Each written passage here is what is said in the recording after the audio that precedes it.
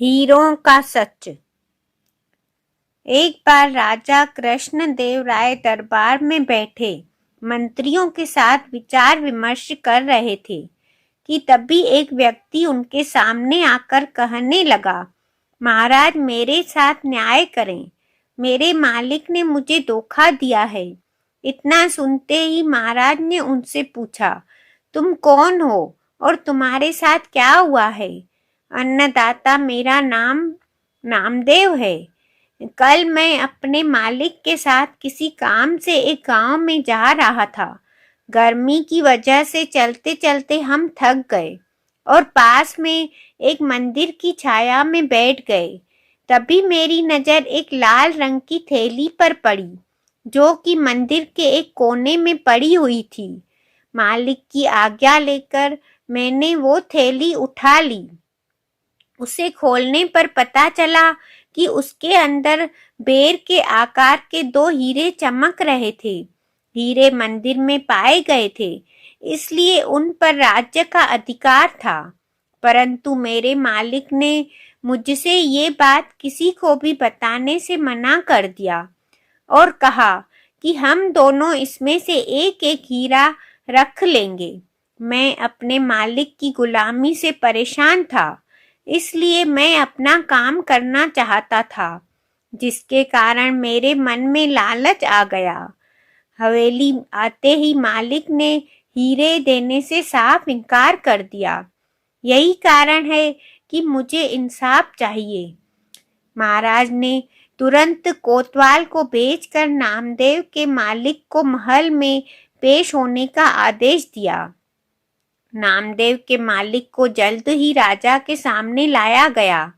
राजा ने उससे हीरों के बारे में पूछा तो वह बोला, महाराज ये बात सच है कि मंदिर में हीरे मिले थे, लेकिन मैंने वो हीरे नामदेव को देकर उन्हें राजकोष में जमा करने को कहा था।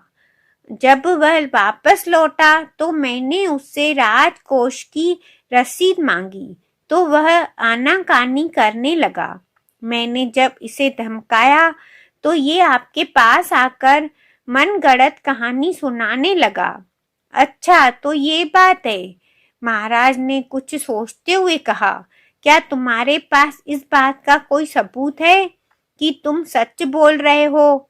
अन्नदाता, अगर आपको मेरी बात पर यकीन नहीं तो आप मेरे दूसरे 3 नौकरों से पूछ सकते हो। वो इस वक्त वहीं थे। इसके बाद 3 नौकरों को राजा के सामने लाया गया। तीनों ने नामदेव के खिलाफ गवाही दी।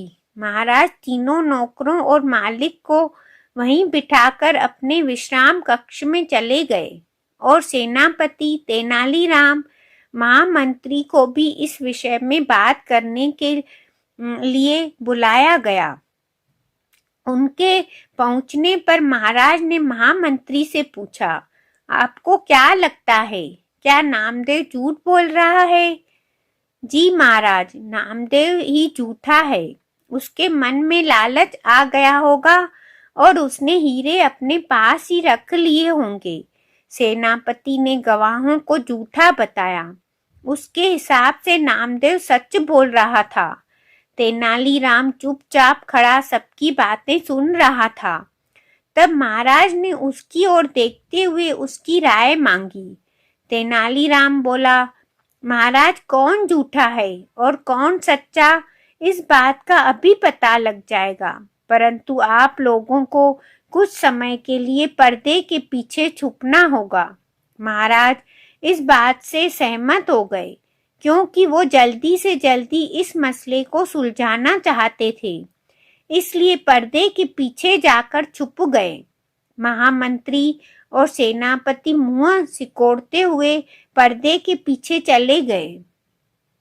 अब विश्राम कक्ष में केवल तेनालीराम ही दिखाई दे रहा था।